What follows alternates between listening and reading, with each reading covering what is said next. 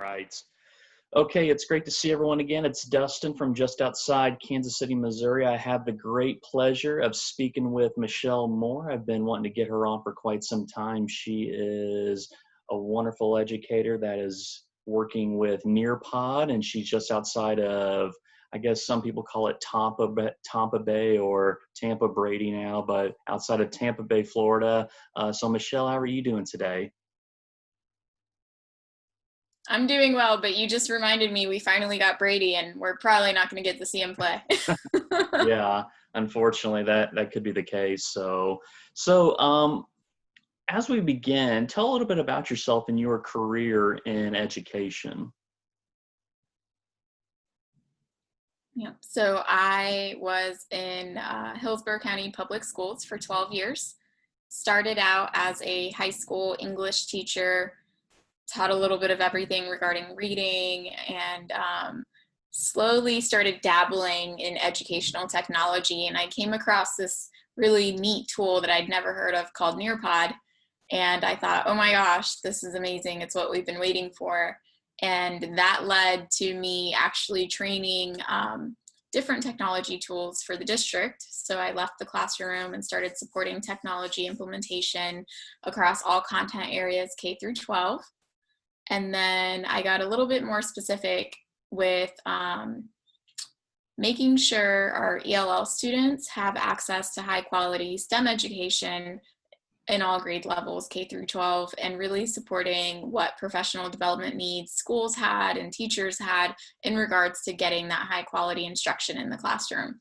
And then last October, I left all that behind and left public education to join Nearpod full time, which, caused a little bit of an existential crisis, but I think I'm over the hump.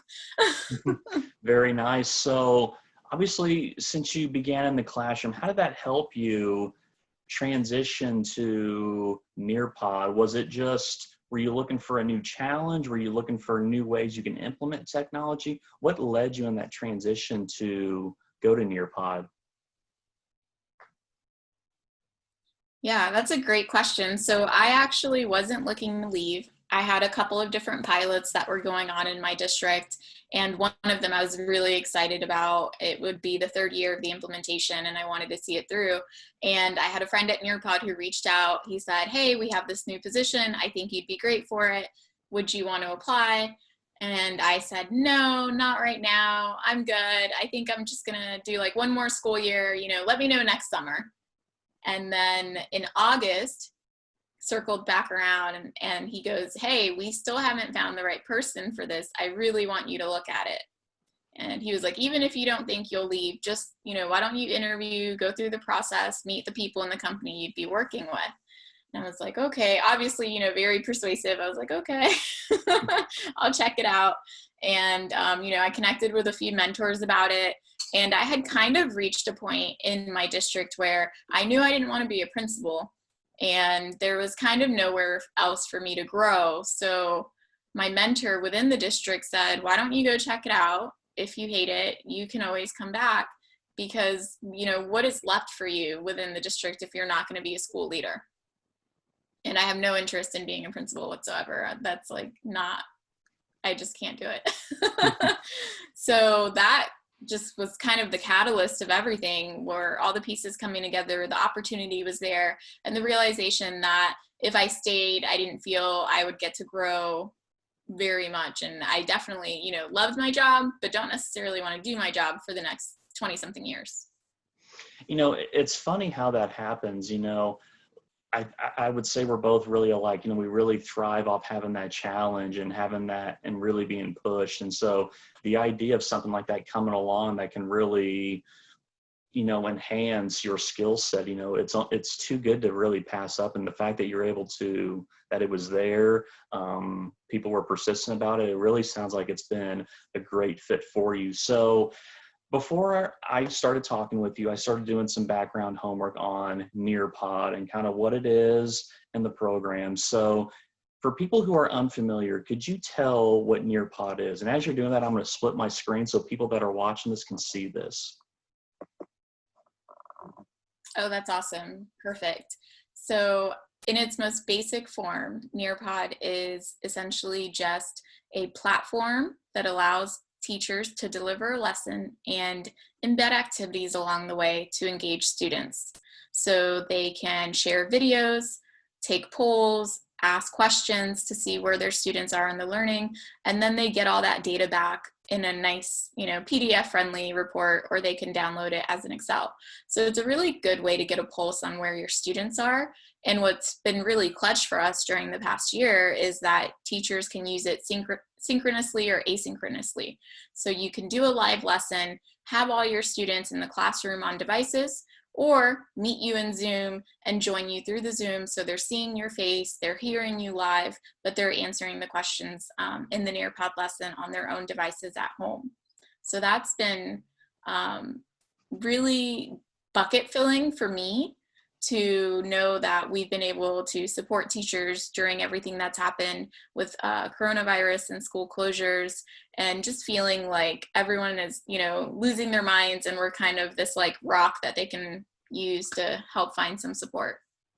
Very nice. And so if you go to the website, I'm going to highlight it, Nearpod, Nearpod.com. It's going to bring you to this page. And so right at the front of it, it's, students can enter a code and join a lesson. Teachers can sign up. And if you're an administrator, you can take a look at it and look at the price quote to see if it is the right fit for your school.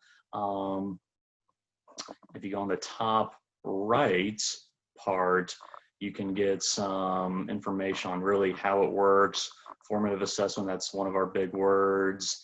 And if you're a central office official, if you want to look at it on how it can be a fit for your district, here's some information right here. So it's very user-friendly and just available to see if it's the right fit. So when me and you were in school, the teacher stood at the top of the room, delivered the lesson, and there was pretty much one way of learning it. Well, thankfully, times have evolved, and now we're seeing more personalized learning. So how can Nearpod help personalize learning? Just because, like with me, I'm a very visual learner. I can see something and pick it up very quickly. How can it help students that learn in different ways or at different levels?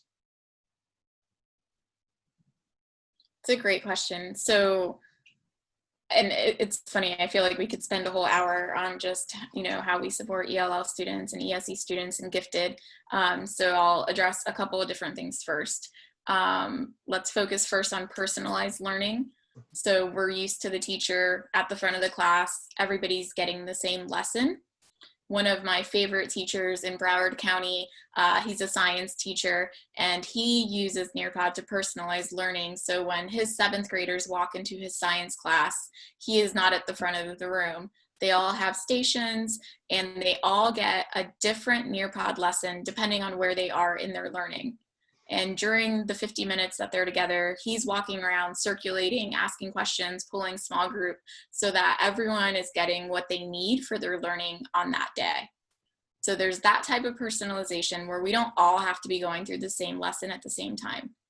Then the other type of personalization is probably more geared toward making sure learners are getting what they need in the moment when they need it.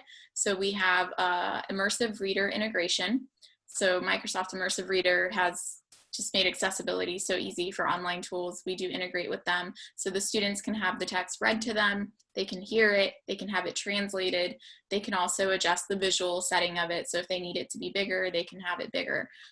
That's huge. And then I think for the different types of activities that we get, it just helps all types of learners. So teachers can embed open-ended questions, multiple choice, poll. You can integrate a Flipgrid video. So maybe I'm not the most articulate in my writing, but I'm really well at expressing myself through speech.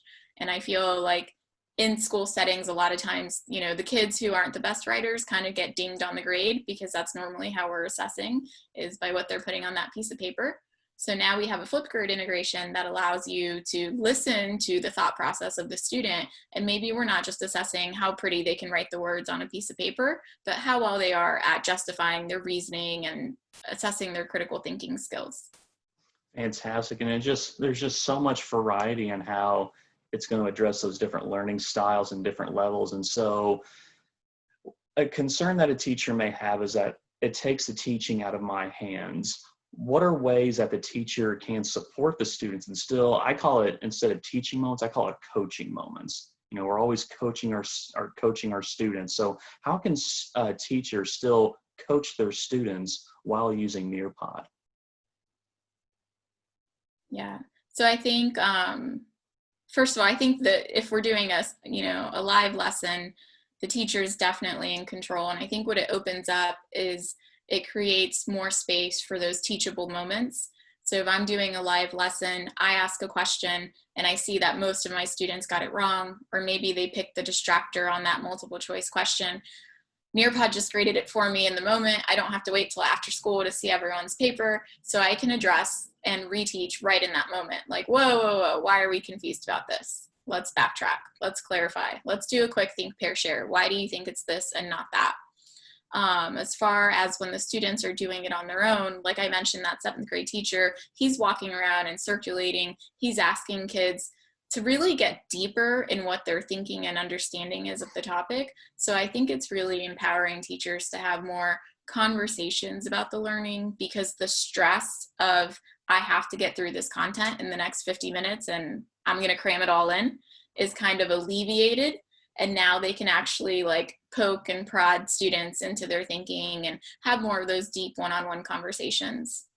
Fantastic. I love it. And just, you know, as a teacher, I know as my career has evolved, one of the things that's always stayed the same, if anything that's grown more and that it's so important, is just having that feedback. Number one, it's a relationship builder. You have to have that relationship. And students want to know where they did well and where they need to improve. And I'm just one of those, you know, I need feedback as well as a professional. I want to know, okay, what are some of the things I did well and where can I improve? And so just having those conversations, it is so, so valuable. And the fact that you're able to provide that is absolutely tremendous. And so, as you know, I teach special education. I teach at the high school level. One of the skills that I teach my students is self-advocacy. You know, so if they miss a day of school or they have questions on an assignment, you know, we teach them those skills to advocate for themselves. And I also want my students to be able to work in a team, be able to apply for a job and do all these sorts of things because they're going to have to do it in the real world. And so what are some programs Nearpod provides to help students prepare for life skills? So such as doing a job application, doing those sorts of things, filling out a tax form. Yeah. So you know, obviously as a teacher, you can create whatever kind of lesson you want for your students to experience. So you can build that in if your district already provided curriculum that has that. But one of my favorite resources in Nearpod is our college and career readiness library. Or I think it's college and career exploration. But those have tons of lessons in there, including our publishing partners with Common Sense Media. We have digital citizenship. So it's not just how do I fill out that job application, but how do I actually access resources online? I think during this time in our country, it was interesting that some states didn't even have online unemployment applications. They were still doing like paper and pencil applications. So, you know, as we're thinking about our students and preparing them for the future, we need to teach them not just how to fill out that paper and pencil job application, but how do I find jobs online? How do I know where to go or what keywords to search for to make sure I can find what I need, because we don't know what we're going to have to need in the future, what we're going to be looking for in the future. So there's a lot on there for keyboarding skills, college readiness, as I mentioned. They also have really neat college virtual reality field trips. And that, I think, just helps students get inspired. So like, maybe I'm not sure what I want to be, maybe I don't know what I want to do, but let me go see, what does a college actually look like? What other opportunities are out there for me? And it's really customizable for every student. So I think about, I don't know if you guys have Avid up there, but Hmm. we're a big Avid district down in Tampa. So it's a lot of like college readiness. And I think the biggest thing is just customizing it. So if I think about my Avid students, I may have some who know how to fill out a job application. They probably already have a job. You know, maybe they work at their local grocery store part-time or on Saturdays, and they've already figured that part out. But they may have no idea what's coming after high school. And they may not even know that there are scholarships for vocational schools, not just college.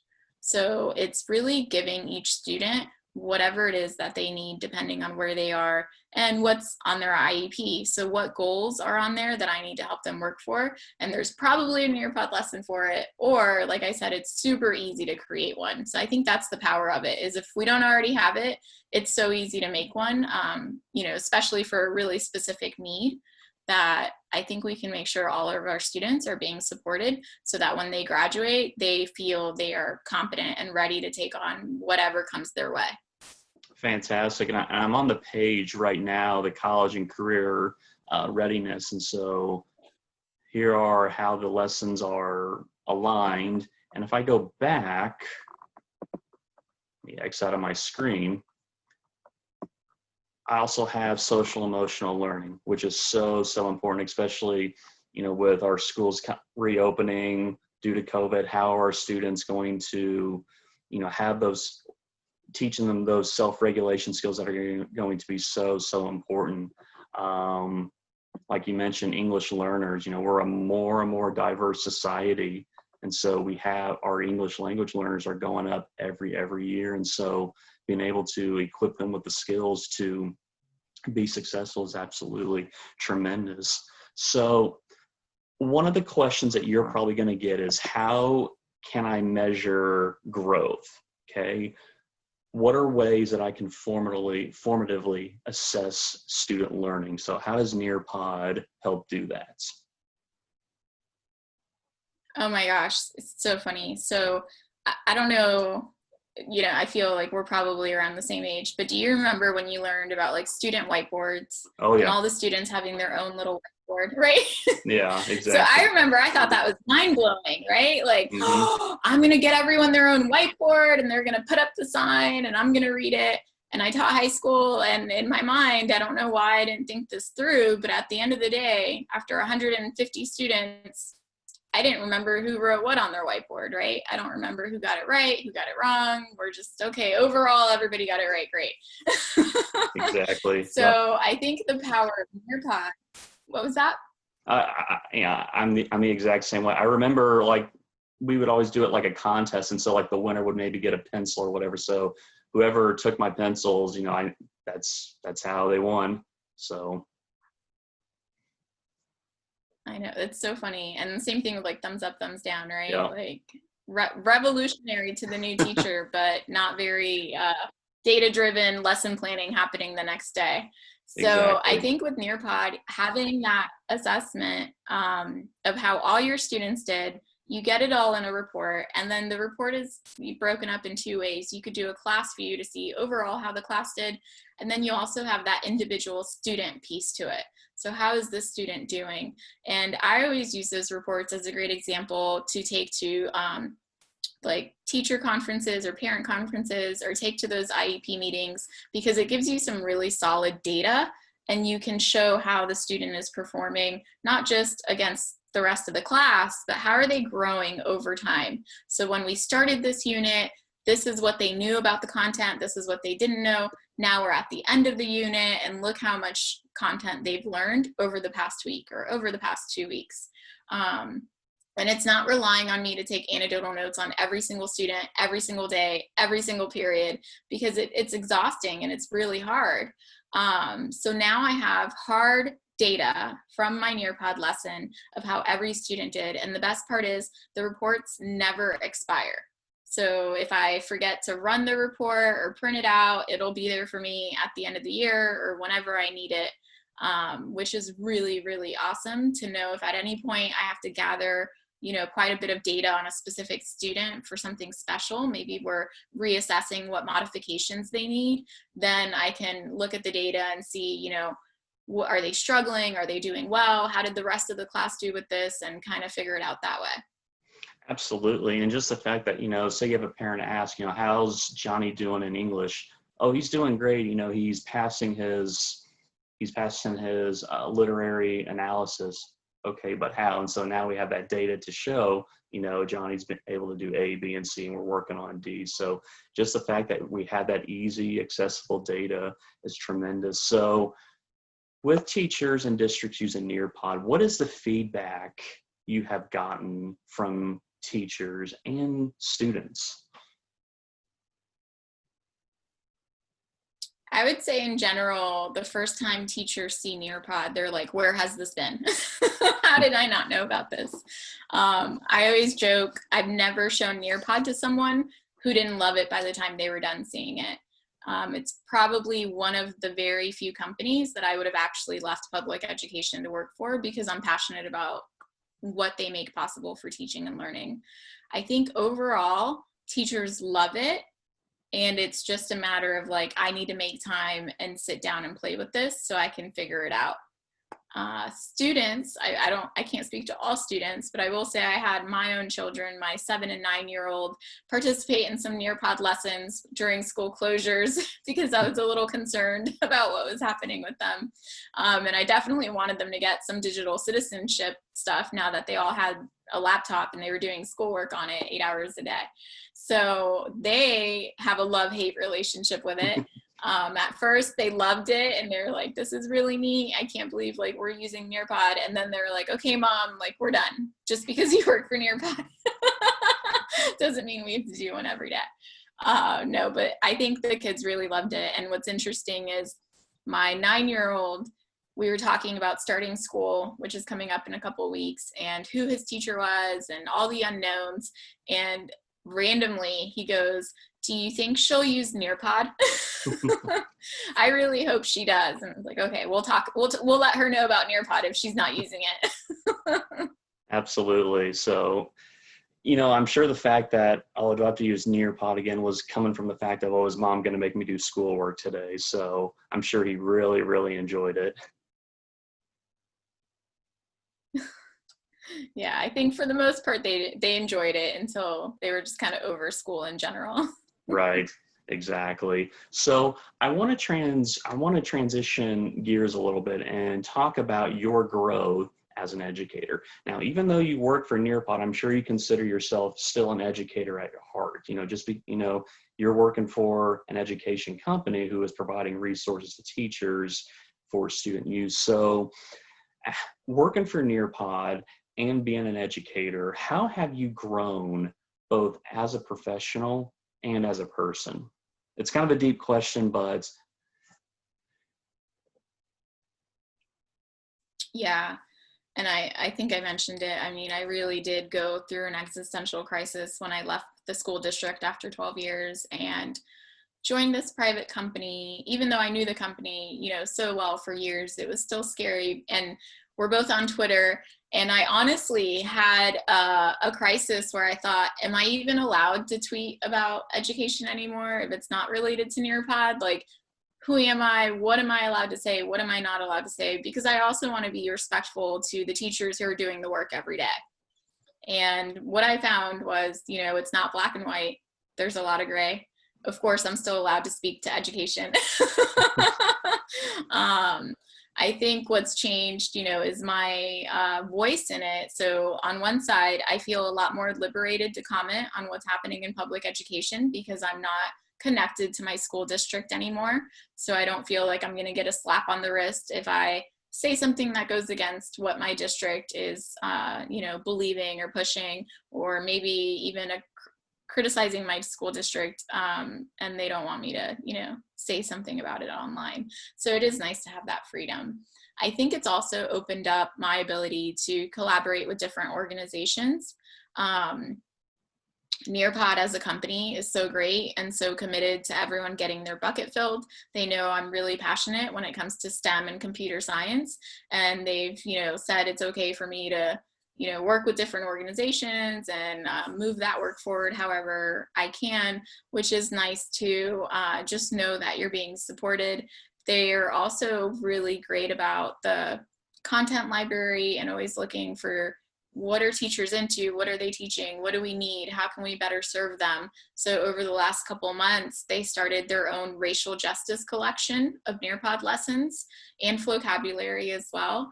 And I just think that speaks to how, like, yes, I left public education, but I'm still very much in it because we're responding to the needs of teachers every day in the classroom. Absolutely. And just the fact that, like you said, you have that freedom to really voice your opinion. And, even if it's not the most popular opinion with a particular district, that's okay.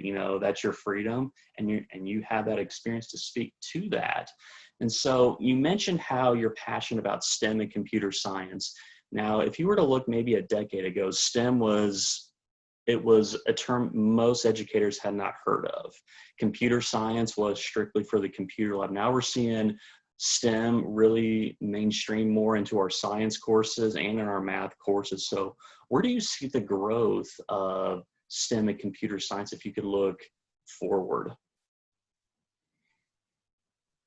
Oh my gosh, well, it's interesting. So it went from like no one knowing what it is to then everyone thinking they knew what it was.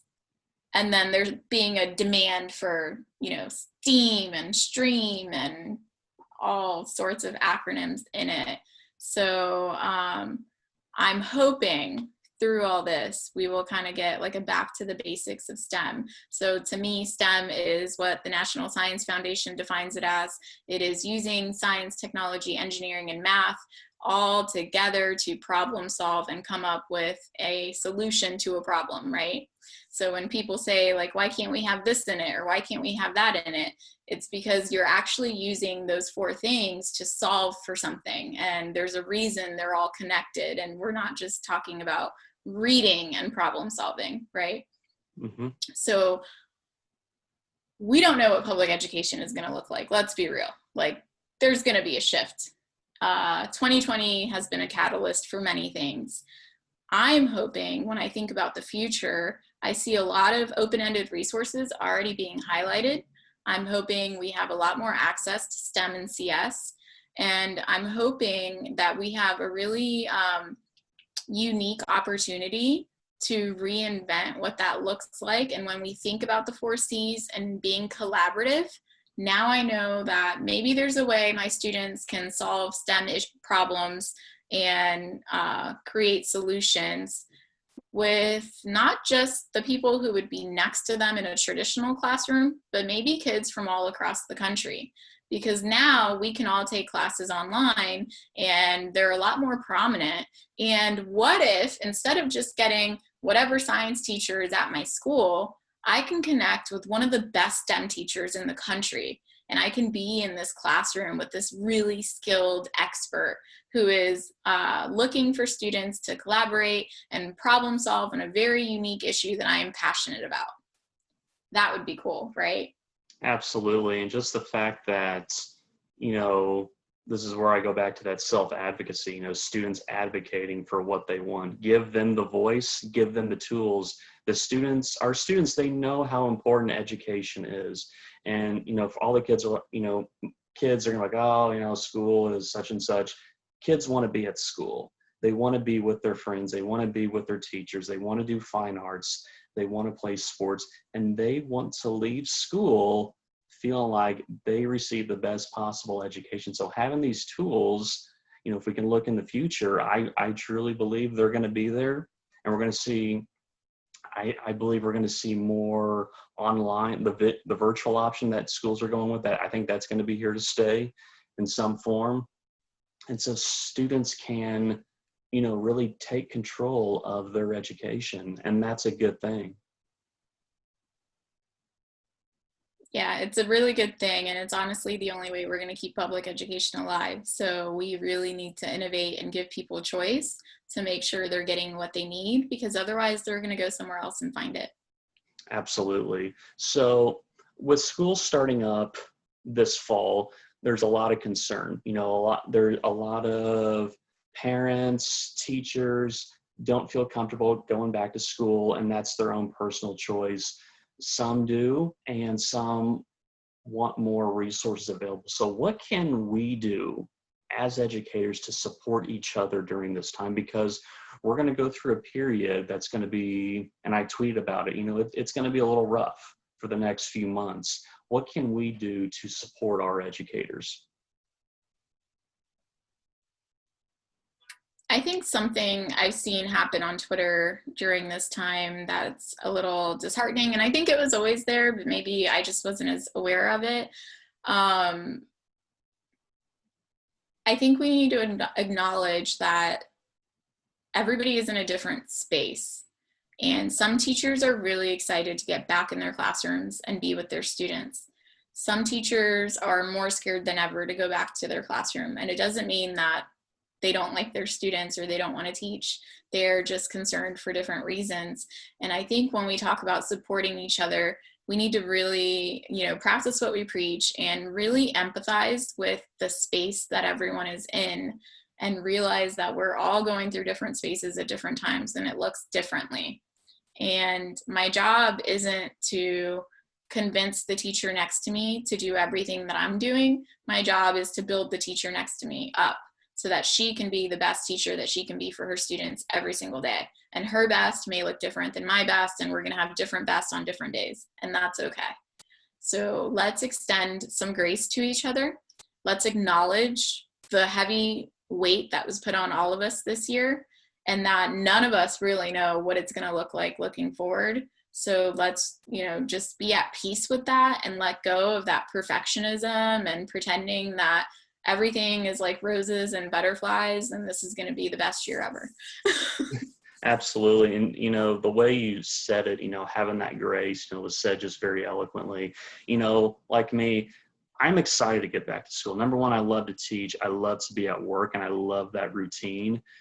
And that's going to look different for everyone. And just like you said, just because a teacher may not want to come back does not mean they hate teaching. They could have, an underlying health concern or a family concern. Everyone has their own worries and concerns, and we need to be respectful of that and really be there to support them. And like you said, build each other up and be there. So I think what you said will be tremendously impactful.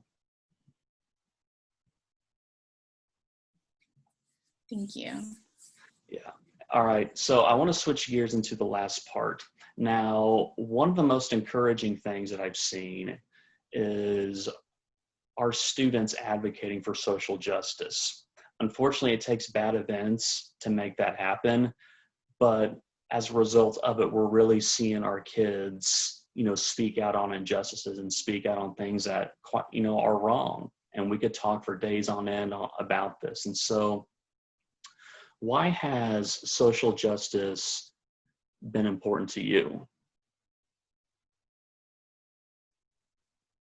Oh my gosh. I think it started out when I left my high school position. Well, actually, no, I'm lying. It started before that. It started in my high school position, but it really was amplified afterwards. So at the high school I taught at, it was what was considered an affluent high school. So everyone was like, wow, you're so lucky. You got a job at one of the best high schools, blah, blah, blah. I taught a lot of intensive reading courses, a lot of readers who were considered at risk and couldn't pass the state assessment and were not going to graduate if they didn't pass. So even at this affluent high school that was probably, I want to say like 60% white, and 40%, everything else that was kind of mixed in. There was a clear distinction when you looked at the master schedule and broke it down by ethnicities of classes that were majority white or were majority Black and Hispanic and everything else.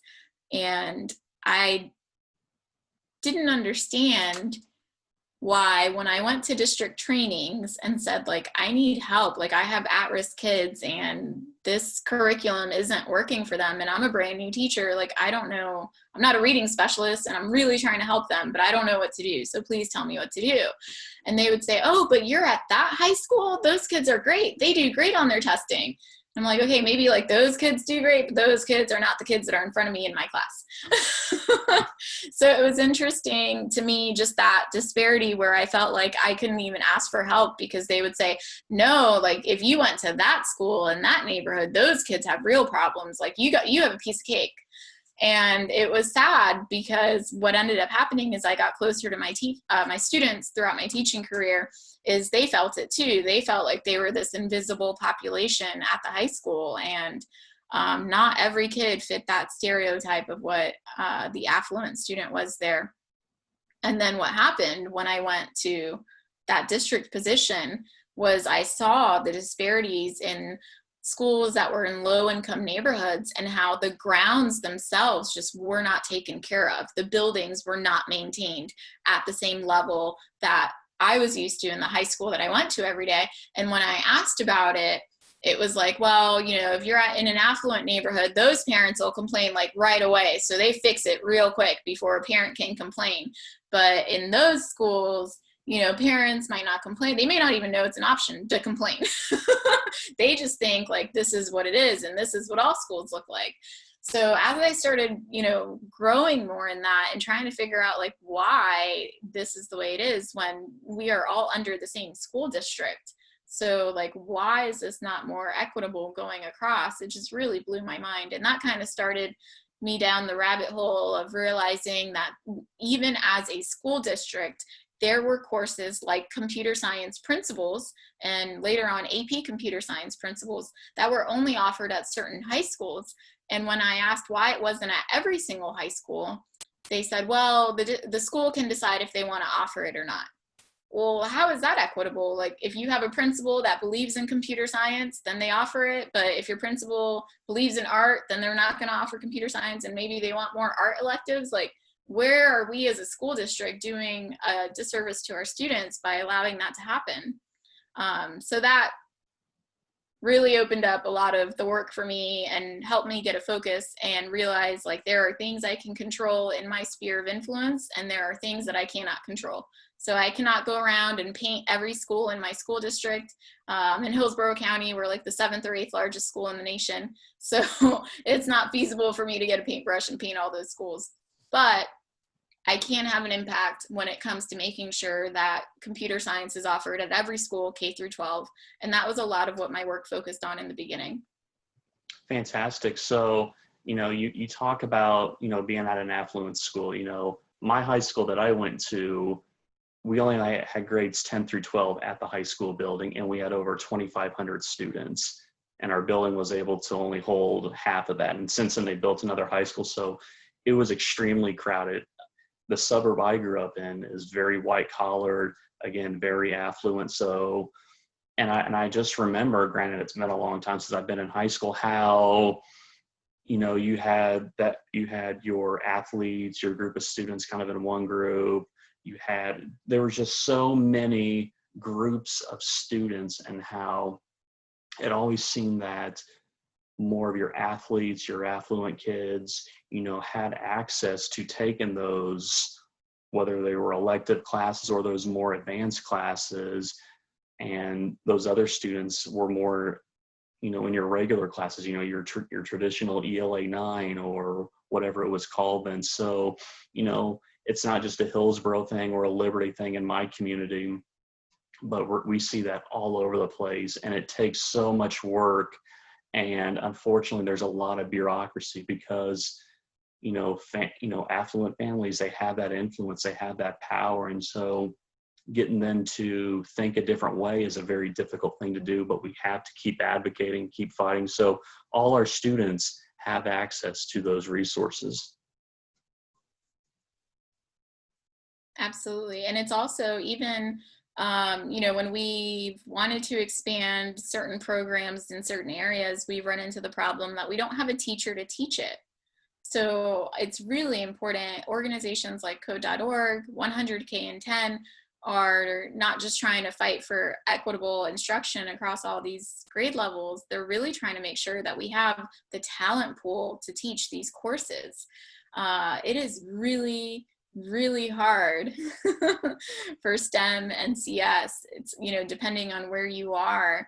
And we have a lot of programs that are really successful and they get built up and they're huge. And then the teacher leaves and nobody wants to take it on, or nobody is certified to take it on. And that's a huge other problem that we're trying to solve. So, you know, it feels like there are so many barriers. If you get past the bureaucracy, if you get the parents advocating for it, even when the community knows this is the right thing to do for our students, they still may not be able to do it. Exactly. And it's just, unfortunately, a lot of parents, and it's not just our upper class parents, a lot of parents kind of have that, well, it doesn't affect me, so why should I bother? You know, if something's going to immediately impact my child, then that's when I'm going to get involved. And so again, it's whenever we find those teachers, you know, train a few of them at a time. So if one does leave, you know, we need to expect that. You know, we can't hire a teacher and think they're going to be there for 30 years. That just really doesn't happen as much anymore. So, you know, developing a talent pool, and so when one leaves, one can take over, and having those conversations with those families that, you know, all these students need to have access to these materials as well, because they deserve this. It's the right thing to do. We can't go by and say that we're going to deny these students these opportunities. Absolutely. So what are ways we can continue to have these conversations with our students to advocate for themselves? What kind of skills can we teach them to, you know, if it is, you know, access to different classes or different injustices, what are skills that we can teach them to advocate for themselves? I think the biggest skill that we can try to teach them, it's not quite teachable, but really is self-awareness. So being self-aware of where you are, what you have access to, what you don't have access to, and knowing what you would like more access to or what is lacking. I think that self-awareness piece is so important. And also understanding, you know, how you are just part of the sum. And I think that's a really hard piece to get, but it goes into adulthood. What you're saying, a lot of parents are apathetic if it doesn't directly affect them because they don't understand that they are just one part of the sum. So I think if we can teach students self-awareness and really understanding their role in the larger picture, then that's how they start advocating for themselves, because then they realize I'm not just advocating for myself. If I am not getting what I need, then I'm going to affect the bigger picture as well. So I need to advocate for myself, not just for me to be better at whatever or get, you know, the skills that I need to be successful. I need to advocate so I can really contribute in a meaningful way later on in life. Absolutely. Absolutely. I love every bit of that. So as we're teaching these self-awareness skills, are educators doing enough? Are we having these conversations enough? I have a feeling that we're going to see a lot of conversations at the very beginning, and then it's going to go down. What can we do to keep that line steady rather than start real high and then go down? Are we doing enough? And what can we do to keep those conversations going? Yeah. So, I mean, obviously everyone kind of has to take time to reflect on that themselves, but I think I'm always about building sustainable and scalable systems. So we cannot expect every teacher to take this on by themselves, but we can ask our district to put this into the curriculum maps, to put this in our scope and sequence, to build time in our day to have these conversations. And that's going to look different depending on what curriculum you teach. But one of the greatest ideas that I just saw, and I hate going back to Nearpod, but our content team just pushed it out during school closures. And I thought, this is genius. This is such an easy way for teachers to build in SEL. And it was regarding SEL specifically, and they called it SEL moments. I think they're called check-ins. And it's just starting the lesson, instead of doing your regular bell work, starting with a little SEL check-in, because they didn't want teachers to be out of touch with their students during school closures. So they wanted to connect on, that Zoom or Teams or whatever you're using, and take a little bit of time at the beginning of your class meeting to check in with everyone. And it has like 1 or 2 guiding questions that the teachers can discuss and with the students and share. And it's so simple, but I thought, wow, like how great for those kids to have a moment where they connect with their teacher and they know that the teacher cares, or they let go of whatever they need to let go of before they start their learning so they can focus. And I think when we think about whether it's SEL or racial equity, we need to implore our districts to build that time into the curriculum. I cannot expect every teacher in America to make time for it, but it's a lot of a lighter ask if we just ask districts, like, look at your curriculum maps, look at your scope and sequence. What are you asking teachers to do week by week? Some of them give very prescriptive lesson plans day by day. What are you building into those lesson plans that allow for those SEL moments to connect with students and build relationships, that allow for those racial justice conversations, so we all know why we need to advocate and make sure that we're being equitable in our treatment of others? Absolutely. And you talk about those SEL check-ins. I do those almost every day. We call them temperature checks. They take about a minute to do. And some teachers will say, oh, kids aren't going to answer those. Yeah, they do. Kids want to share what's going on in their life. They want, if they have something going on they want to do. So it could be a simple, how are you feeling today on a scale of 1 to 5? And then there's a question below it, and it takes 30 seconds to do. And kids are very honest. And, we do it on a Google form, so it's private. Kids don't have to share it publicly. And so they can say, what's on their mind and know that I'm the only person reading it. And so there's that trust right there.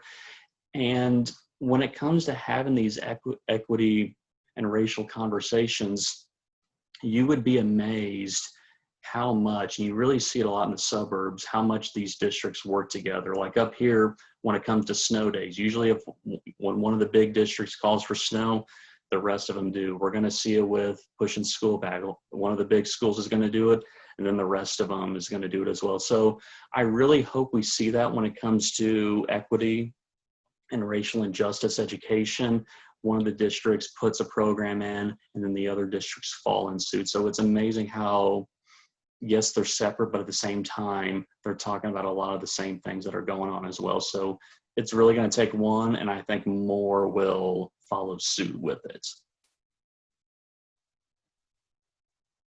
I hope so. And that's great to hear you guys have that type of collaboration. I feel like down here in Florida, everyone is so big that they're not as collaborative. It's almost like a competitive culture that they've created where it's like, we don't want to share what we're doing because this is the secret that's going to make us successful. And we don't want your students to be successful, only our students. Yeah. Which is unfortunate, because don't you want all students to be successful? I mean, that'd be a question, so what if the kid lives 15 minutes away? Don't you want him to be successful as well? So that would be my question. Right. Yeah. Right. Ultimately, they're all going to, be contributing to the workforce. Yeah, exactly. So how could you imagine schools integrate social justice education? Would it be like a class? Would it be lessons, in our ELA material, social studies, humanities? How can our schools evolve by having more social justice education? Yeah, and I always looked at it as it's kind of a lens that needs to be applied to everything we do. And obviously some curriculum is going to lend itself to open up more opportunities to have those conversations, but we really should be looking at everything through an equity lens and, looking at the curriculum. Is it accessible to all students? Is everyone represented? Who are we leaving out? And what is in the curriculum where we might have what I call like access points to have those conversations? What are those moments that we see that are easy wins that we can easily discuss different things? And then in the other, when I think of calculus, I don't know much about calculus, but I'm guessing, it's pretty black and white and kids are doing a lot of problems most of the time. So am I going to expect my calculus teacher to have a deep conversation on social justice? No. But I can look at that calculus class with an equity lens and make sure that everybody has access to that class. And if I see that there are students who are being left out, so in other words, if that calculus class does not represent the general demographic of my school, who is being left out, who is marginalized, and what do we need to do or change to make sure everybody is offered that same opportunity? Because there's a reason that certain people are not taking that class. Is it the teacher? Is it the curriculum? Does it conflict with another class that's only offered a certain period of the day? So it's not just, creating the conversation for those social justice issues to be dove into. It's also making sure that we're looking at everything with equity, making sure that all of our students are invited to be part of the conversation and brought into that class. Yeah, completely true. And unfortunately, a lot of schools do this, they'll make sure classes like, your more advanced classes are for your certain demographic or whatever, and they'll schedule that other class at that same time. It doesn't happen by accident. It happens on purpose, which is unfortunate, but it's a lot of change that'll need to happen. It's a lot of uncomfortable conversations. It's going to be probably a lot of hurt feelings and upset people, but that's okay. A lot of people need to have this, be exposed to it, because our students are going to succeed when they have access to these materials.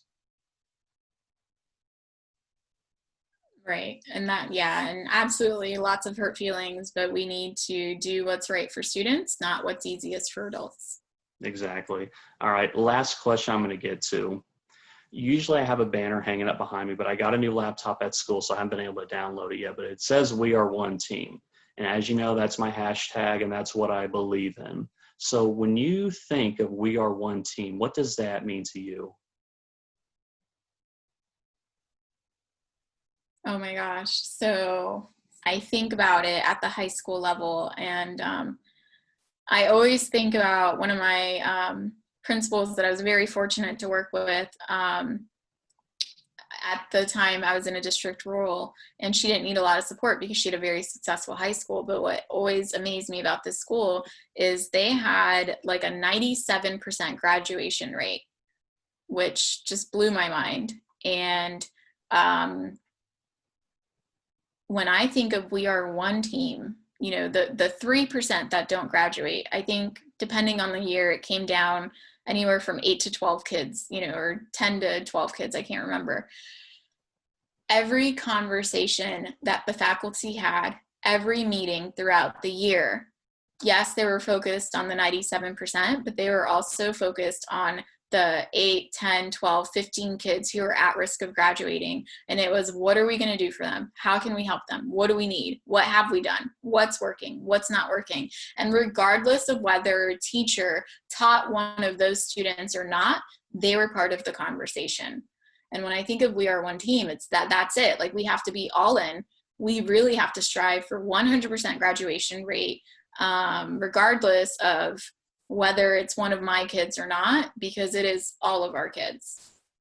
So what can we do, all working together, to make sure that every single student is getting what they need out of us every single day? Absolutely. And very, very, very well said. We're all working together as one: teachers, support staff, custodians, maintenance, lunch, admin, community stakeholders. When we're all working together as one, our students are going to succeed, our staff is going to succeed. So it's very simple, and you said it very well. We're going to go off the record in a few moments. I have a couple follow-up questions for you that'll just take a moment. So Michelle, I can't thank you enough for coming on. You inspire so many with words like this, how important it is to support each other. Your work with Nearpod, enhancing classroom instruction, enhancing teacher growth, and it's really, really an honor to call you a friend. Thank you. This was fun. This was awesome. Thank you for what you're doing and helping spread the word and support teachers and getting them excited about working together. Absolutely.